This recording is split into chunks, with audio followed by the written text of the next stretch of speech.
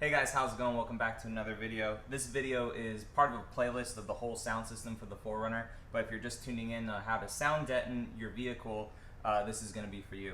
So why do you want to sound deaden your vehicle? Well, when you put better speakers in a vehicle, you don't want it vibrating or anything all on this metal that the vehicle's made of.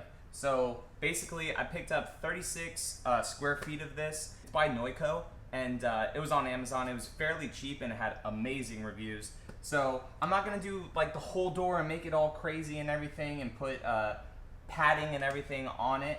All I'm gonna do is just this for now. It's a simple concept. All you have to do is just make sure your whole surface area is clean.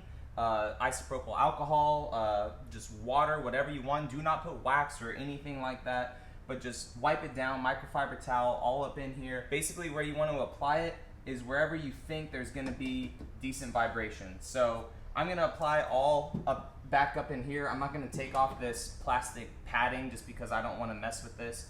And I'm just going to put it all in this area here. So we're going to take a quick sound of what it sounds like.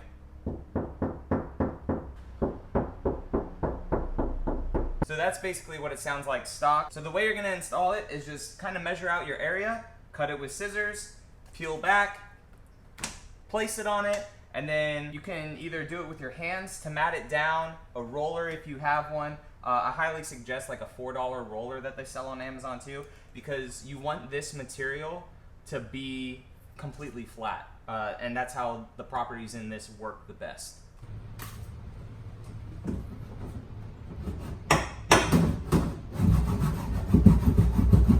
Okay, so just with this little bit installed, let's go ahead and see what the difference is. So tap in on the sound deadening. Let's move over to the left where there is none.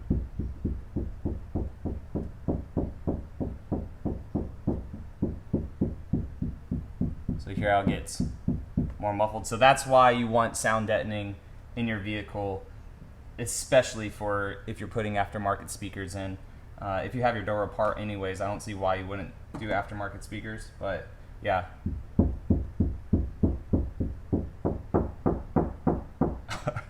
It's pretty crazy, and that's just a 8mm one instead of, I mean, they have other ones where it's huge padding and everything too, thermal, like for temperature and all that crap. It's crazy. There's so much of this stuff, but okay, there it all is, all sound deadened. You can see that it's nice and flat. Yes, there is some spots, you know, missing, but I'm not going to do the whole door. It's not a competition sound system I'm putting in. It's just, you know, to help reduce some stuff, but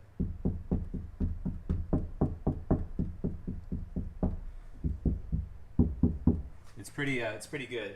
So from the outside, here's where it's sound deadened, and then here's where it's not. So I'm actually pretty happy. That is the back sound deadened as well. So this is how much I have left.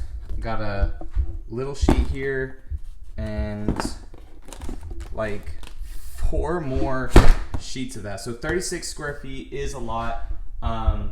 Definitely enough for a vehicle. I didn't do any of my roof or my carpet, but I did about this around each speaker hole. So about that much. The back hatch definitely took the most of it, but that's still a lot for like 50, 60 bucks, whatever it was. Like I said, guys, links for everything will be down in the description. Very cheap, yet super effective material, and I can't wait to put the speakers in. So if this video was helpful for you all, go ahead and give it a thumbs up, subscribe if you're new, and I'll catch you guys in the next one. All right, see you later.